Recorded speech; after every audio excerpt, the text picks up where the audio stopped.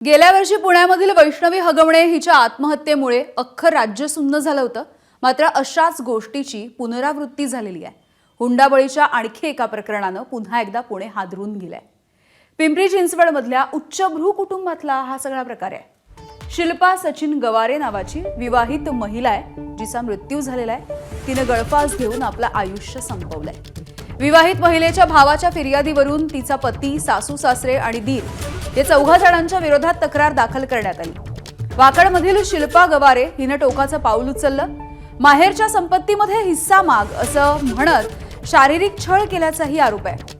वाकड पोलिसांकडून या घटनेचा तपास सुरू आहे। शिल्पाच्या जाण्यामुळे आणि हैवान पतीच्या अटकेच्या नंतर त्यांच्या 2 मुलांचं भविष्य अंधारात आहे। 17 वर्षांच्या संसाराचा हा अंत सगळ्यांचंच मन हेलावून घेतो आहे।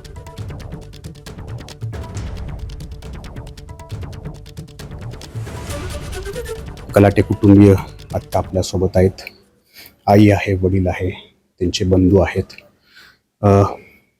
खूप मोठा प्रसंग घडलेला आहे। लग्न ठरलं तेव्हा त्यांनी आम्हाला सांगितलं नव्हतं की आमच्या मुलांवर केस आहे म्हणून। त्यांनी आमची फसवणूक केली। नंतर लग्न झाल्यावर बऱ्याच मागण्या केल्या त्यांनी, तुझ्या वडिलांकडून आमकान तमकान आम्ही देत राहिलो, जमिनी दिल्या। त्यांनी आपलं मागतच राहिले सारखे की आण, तुझ्या बापाकडून काय आणलं, तू लग्न केल्यावर काय घेऊन आलीस, काय आणलं सांग, काय आणलं नाही, आण, प्रॉपर्टी पाहिजे आम्हाला। सारखे तिला असे टोचून सासूरवास करायचे। तिच्या डोक्यात एकदा इस्त्री घातली, एकदा असं ते काठी आहे त्या काठीने तिला मारलं, एकदा हिथं चटके दिले। तर कुणी येत नव्हतं। आता वरती असल्यावर माणसानी खालच्या माणसाला आवाज येत नाही का, पण कुणी सोडवायला जात नव्हतं अजिबात। की 1-1, 2-2 वाजता तिला तो बाहेर काढायचा दारू पिऊन, आणि बाप आणि आई आणि तो आणि सगळी काही म्हणत नव्हती, एवढं नुसते डोळ्यांनी पाहत होती, पण काही बोलत नव्हती। ती सोडू शकली असते का नसते? आता एखादं म्हणलं असतं तुमची मुलगीला बाबा सोडून या, तिच्या ऐका, आपल्याला नाही लागत, आपण सोडून येऊ। पण सासऱ्याला हरामी, सासऱ्याने सगळं केलं बघा। सासरा त्याला गरम करायचा, फुसकी लावायचा, आणि तो बावळा प्यालेला असायचा। पेण्याच्या नशेत त्याने दोघांनी बरोबर कार्यक्रम केला माझ्या मुलीचा। वडील म्हणून काय सांगाल समाजाला? आज तुम्ही बऱ्याच ठिकाणी अशा प्रकारच्या घटना घडतायत, तर तुम्ही काय सांगाल वडील म्हणून?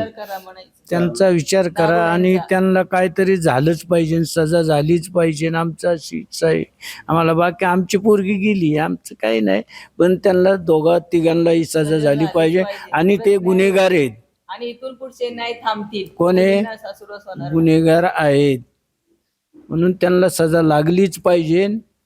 आमचं असं मत आहे, बाकी काय नाही। कृपा करून पुढं अशा कुठल्याही लेकीनं हात टोकाचं पाऊल उचलू नये, हीच ABP माझ्याकडून सुद्धा जाहीर आवाहन करण्यात येत आहे। Cameraman Shailesh Jadhav, Naji Mulla, ABP Majha, Pimpri Chinchwad. तर आतापर्यंतचा या सगळ्या प्रकरणाचा घटनाक्रम आणि तपास याच्याविषयी वाकडचे पोलीस निरीक्षक विठ्ठल साळुंखे यांनी काय माहिती दिली, आपण बघूया। एका 42 वर्षीय महिलेने गळफास घेऊन आत्महत्या केलेली आहे। आमच्याकडे त्या महिलेचा भाऊ आला, त्या भावाने आमच्याकडे तक्रार दिलेली आहे। त्या तक्रारीच्या अनुषंगाने आम्ही FIR रजिस्टर केलेली आहे। FIR मध्ये BNA कलम 108, BNA कलम 85, BNA कलम 3-5 अशा प्रकारे कलमे लावून गुन्हा दाखल करण्यात आलेला आहे।